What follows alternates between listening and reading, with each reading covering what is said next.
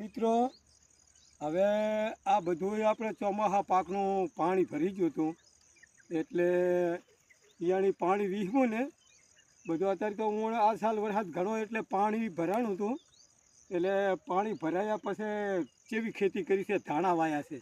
આ મિત્રો તમે જોઈ શકો છો ધાણા આ હમણાં વાયા છે તોય ધાણા સારા છે. મને બોલાયો છે આ છે પહેણાથી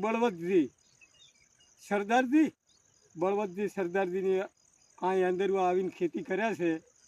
તો જાત ભાતનું વાવેતર કર્યા છે. મિત્રો જુઓ તમે ધાણા જુઓ, અને એક બાજુ હમણાં તમાકુ છે, પછી હમણાં રાજગરો છે, એક બાજુ મોસાડી જમી આવી ને થોંભડો એટલે હમણાં પાયા વગરના આયડા છે. હજી આયડા તમે જુઓ તો બે ઘડી જુઓ એવા છે.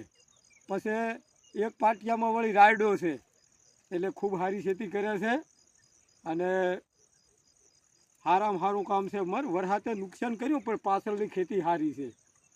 એટલે ખેડૂતો મહેનત સારી કરે છે. તો બધાને ખેતી સારી છે. પાહન વસ્તુ પાહન સિઝન સારી છે. આ ખેડૂતો બાપડા રાત દાડો મથે છે, આ ક્ષેત્રમાં રહે અને ખેતરમાં કામ કરે.